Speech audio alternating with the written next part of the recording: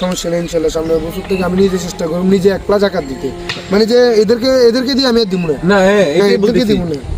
মানে আমাদের দেশে অধিকাংশ মানুষ কি করে, ঠিক আছে অনেকের টাকা আছে সে কি এদের এরকম আপনাদের মতো এরকম লোকের হাতে তুলে দেয়, এরা নিজস্ব লোকের মধ্যে দান করে আর অর্ধেক টাকা নিজেরা মেরে দেয়, এরকম আর কি। এটা ভুল ভাই।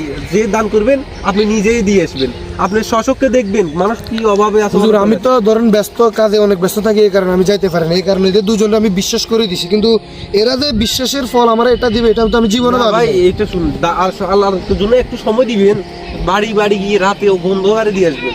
এলাকায় অনেক মানুষ খেতে পারতেছে না, আর অথচ এদের হাতে দিচ্ছেন, এরা টাকা মেরে দিচ্ছে, এটা কি লাভ ভাই? আমি মাফ করার কেন, আল্লাহর কাছে সমস্যা না, এটা আল্লাহর কাছে ভাই দান করবেন গোপনে, ওপেনে না। এইভাবে ফেসবুক পোস্ট দিয়ে কোনো লাভ নেই ভাই, গোপনে দান করবেন ইনশাআল্লাহ। সমস্যা না, আমি যে দানটা ওপেনে